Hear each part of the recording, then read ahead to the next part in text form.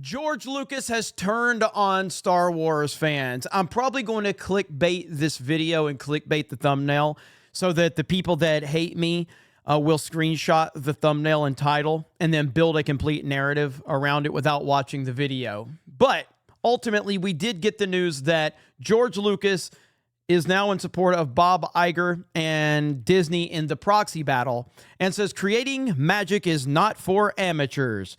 Well, ultimately, this does not surprise me at all. And I know a lot of people are freaking out over this news. This does not surprise me at all. This does not make me hate George Lucas. This does not make me angry at George Lucas. I love George Lucas. I love the world he created. I love him for what he gave us. I will always defend George Lucas and stand by George Lucas. Ultimately, I think that a lot of people have gotten this idea that George Lucas has been in the background after watching the disaster known as Disney Star Wars. I guess people thought maybe he was rocking a MAGA hat and he was getting ready to take over Disney, kind of like, I guess, Denzel Washington and Crimson Tide. But the reality of the situation is that was never going to happen, and that was never a reality, and that's just how it's been. So that's why this is not surprising at all. It's disappointing, but it's not surprising to hear this.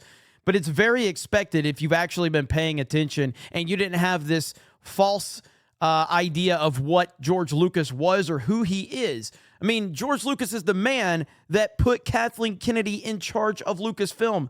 Why are we forgetting that? Now, did she do a bad job? Of course she did. Did he feel like he was betrayed in some ways from the deal that he did with Bob Iger? I'm sure that he felt very slighted and very upset with that they didn't go with his vision. He called them the white slavers. He then retracted that after the blowback was so bad. But you kind of saw his true feelings right there, where he basically said, like, yeah, they didn't want me involved, and I didn't want to get involved and mess everything up. So I just kind of took a step back and was out of sight, out of mind. And it's clear that George Lucas does not like what Disney has done with Star Wars.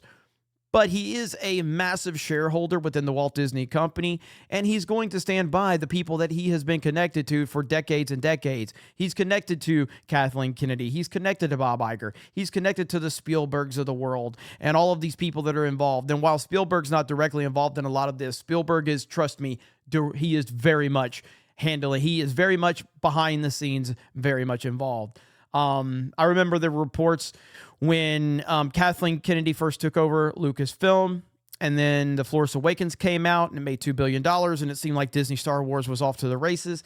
I remember I was listening to a lot of Disney insider podcasts back then, and there were rumors that Kathleen Kennedy was kind of being positioned to take over for Bob Iger as the CEO, and one of the big things that the board saw in that was her relationship with Steven Spielberg was so good, because having a relationship with Steven Spielberg is something that Disney definitely wants their leaders to have. So Lucas is just in this world. But let's read this article here from Deadline.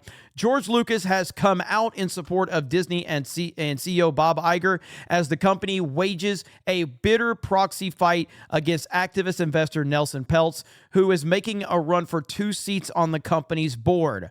In a statement issued this morning, Lucas said, "Creating magic is not for amateurs. When I sold Lucasfilm just over a decade ago, I was delighted to become a Disney shareholder because of my longtime admiration for its iconic brand and Bob Iger's leadership. When Bob recently returned to the company during a difficult time, I was relieved. No one knows Disney better. I remain a significant shareholder because I have full faith and confidence in the power of Disney and Bob's track record of driving long-term value. I have voted all of my shares for Disney's 12 directors and urge other shareholders to do the same." And there you go right there. Disney acquired the company behind Star Wars in late 2012 in a cash and stock deal worth $4 billion, which made Lucasfilm founder a majority Disney stockholder. It was one of the trio of deals, along with Marvel and Pixar, that cemented Iger's reputation. Former Marvel chief and Disney executive Ike Perlmutter, also a major Disney shareholder, is in support of Trian. Look, if people are upset with George Lucas over this, that's your prerogative. At the end of the day, what this does for me and what it should do for many others, it should tell you without a shadow of a doubt that Disney Star Wars is dead. Star Wars is dead. Not just Disney Star Wars. Star Wars is dead. Star Wars died the moment that George sold it. The moment that George sold it, George Lucas basically said, I am done. I cannot do this anymore after all of the backlash he got for the prequels that clearly weighed down on him. And again, I defended the prequels and I will still defend the prequels. I love the prequels. But he got a significant amount of hate for the prequels, including from the media, which they don't want to tell you that. And the media actually did a lot of damage to a lot of the actors involved with that. There was fan backlash, of course, but a lot of it was media damage. So George, when he sold Lucasfilm and basically handed the reins to Kathleen Kennedy, that was basically it. That was when Star Wars officially died. So now people can stop with the nonsense believing that George Lucas is going to come back and save the day. He's going to come back and get involved.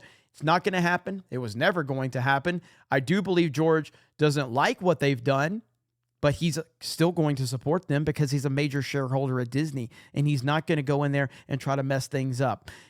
I wish he would, but at this point in time, I don't know how old George Lucas is. Is he maybe late 70s, early 80s, I think? I'm not sure.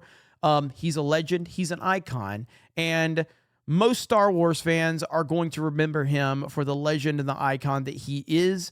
And that is just the reality of the situation for the majority of Star Wars fans, in my opinion. It's certainly the way I'm going to view it moving forward. But I have accepted that Disney Star Wars is done.